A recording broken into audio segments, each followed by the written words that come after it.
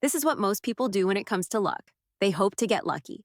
But here's what top performers do instead: they engineer their luck. So today we're breaking down what luck really is and how you can start engineering it too. And it all starts with part one, realizing that every game has hidden rules. When someone gets extraordinary results, we often think they just got lucky. We've all seen it before. Someone lands a dream job. Someone's video blows up overnight. Someone closes a massive business deal. From the outside, it might feel unfair, especially when others are putting in more effort but only getting average results. But what looks like luck usually comes down to a simple formula: finding hidden rules and then acting on them. You see, every environment we step into has rules.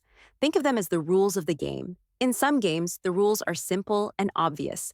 Rock, paper, scissors is a good example. Everyone knows the rules, everyone plays by them, and winning mostly comes down to chance. But in other games like business, the rules aren't so clear. Some are stated while others are hidden.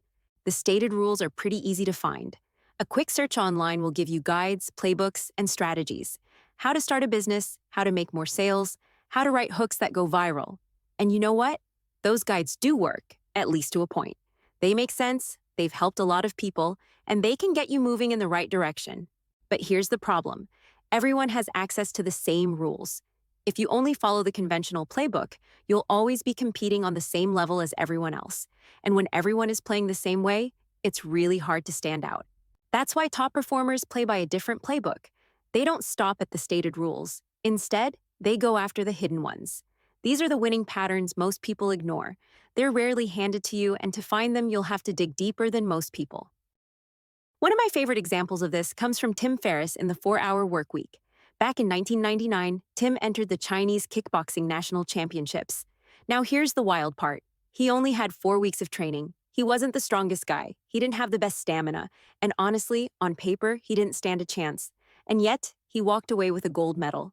And luck had nothing to do with it. Here's where it gets interesting.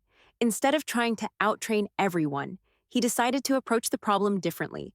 And one of the things he did was so simple, but almost nobody else thought to do it. He sat down and read the entire rule book, front to back. The rules said that if your opponent stepped outside the fighting circle 3 times in one round, they were disqualified. So Tim turned that into his strategy. Instead of trying to outpunch or outlast his opponents, he just focused on pushing them out of bounds. And it worked. He won every single match by technical knockout and walked away as national champion. Now, was he the luckiest guy in the world? No. Was he the best fighter in the room? Definitely not. But here's the beauty: he didn't need to be. He just needed to play by the hidden rules. And sure, to some people, that might feel unfair. But that's the real point. Winning isn't just about effort or talent, it's about knowing the game inside and out. It's about spotting both the stated rules and the unstated ones, and then asking, how can I use this to my advantage? Because if you don't, someone else will. And here's the interesting part: those exact tricks Tim used, like pushing people off the platform, are now completely standard in Chinese kickboxing competitions. That's usually how it goes. The moment someone finds a loophole and wins with it, the game adapts. The rule either changes or it becomes part of the official playbook. And that's why top performers never stop looking for hidden rules. The edge you have today can disappear tomorrow. The tricky part is that in most environments, there's no rule book you can actually read. Most rules aren't written down. They're invisible. So the real skill is learning how to spot those hidden rules and then use them in creative ways. And that's exactly what we're diving into next. Part 2: Spotting Hidden Rules with Reverse Engineering. One of the most effective ways to uncover hidden rules is by reverse engineering the winners. In simple terms, that means looking at the people at the top of your field and working backward to figure out how they actually achieved extraordinary results. And here's the important part: focus on what winners do, not what they say. Most people are pretty bad at explaining their own success. You'll hear all kinds of big life philosophies and grand strategies, but that's not where the gold is. Your real job is to go deeper, to dig into the details, follow the rabbit hole, and spot the hidden patterns that actually move the needle. Let me give you a real example. Alex Hormozy recently launched his new book, Money Models. And if you missed the headlines, here's what went down. In just 24 hours, he sold over 2.7 million copies and pulled in around $83 million. Insane, right? Love him or hate him, that launch is probably the biggest 24-hour nonfiction release we've ever seen. Naturally, I got curious. So I spent a couple of days reverse engineering the launch, breaking down his emails, landing pages, ads, every little move, to see what hidden patterns were at play. And here's one small thing I noticed: his ads. You literally couldn't escape them. They were loud, bizarre, and nothing like the polished business guru content you normally see. Think neon green backgrounds, people in full green bodysuits chasing him around. Totally absurd. But here's the hidden rule buried inside that move: interrupt visuals. Use something so unexpected, so out of place, that the brain has no choice but to stop scrolling. Because that's how we're wired. We notice anomalies. When everything looks the same, weird is what wins. That's just one pattern. There are dozens more if you're willing to dig. And the best part? It's not just about Hormozy. You can reverse engineer any winner in any niche and start uncovering the invisible rules that drive their success. So the first step in reverse engineering is simple. Start studying the leaders in your category and build your own little database of winning examples. Copywriters collect headlines, marketers collect ads, designers collect logos, consultants collect decks, YouTubers collect thumbnails, authors collect best-selling titles. Whatever your field is, start collecting the stuff that makes you pause and think, wow, that's good. Step 2 is to break it all down and pull out the hidden patterns. Notice what makes it compelling, what keeps showing up, and which tactics people rely on consistently. Doing this fast-tracks your learning curve. Instead of spending years guessing what might work, you're compressing proven insights into playbooks you can actually use. And finally, the last step is to reuse those patterns in your own work. But it's not enough to simply test them. You need to take massive action.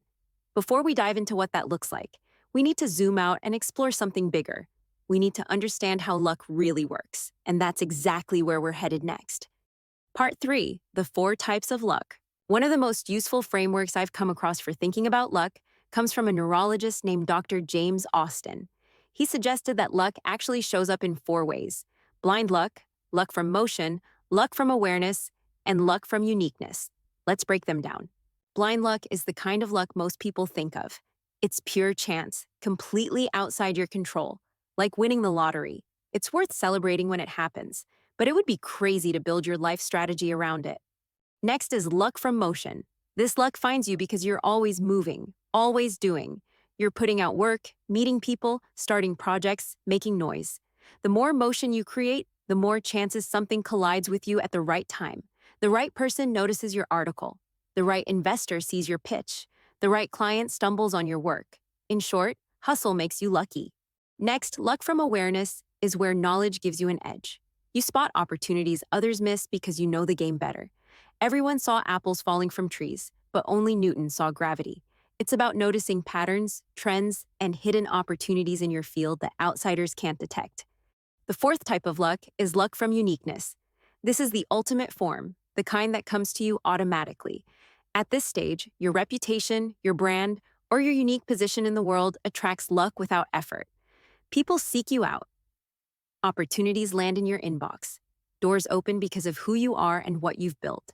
Knowing the 4 types of luck is powerful because it gives you a sense of control. Most people live their lives betting everything on blind luck.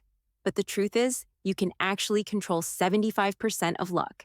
That's why top performers focus on building systems that generate the other types. And that brings us to the final part. Part 4, luck surface area. Now that we know we have more control over luck than we realize, it's time to look at how to actually attract good opportunities consistently. One of the best ways is to make yourself a bigger target for luck. The bigger your target, the easier it is to catch great opportunities. Think of it like fishing. You're out in the middle of the sea in a small boat, holding a small net. Around you, hundreds of others are doing the same. Everyone trying to catch as many fish as possible. Those fish represent opportunities. One thing determines how lucky you get: the size of your net. Some people start life with a huge net. They have resources, connections, or timing on their side. But most people start small. The good news is that you can grow your net. You can make yourself a bigger target for luck. And here's where it gets practical. Entrepreneur and coder Jason Roberts described luck as a simple formula. Luck equals doing times telling. In other words, your luck increases with how much value you create and how many people you share it with. This formula sounds simple, but in reality, most people miss the telling part. They work hard, focus on the doing, and hope someone will notice. But telling is just as important as doing. Some people are natural self promoters, while for others, putting their work out there feels painfully difficult. If that's you, try reframing it. Don't promote, share. Share your work in a way that feels helpful, kind, and genuine. One effective way to do that is to write in public. When you share your ideas, insights, and progress, it's like throwing a net of magnets out into the world. Those magnets attract the right people, people who like what you do or want to help you. The more valuable things you share, the more magnets you throw, and the luckier you become. All right, so to sum this up, if you want to get luckier, do more things within your niche's hidden rules, and then tell more people about them.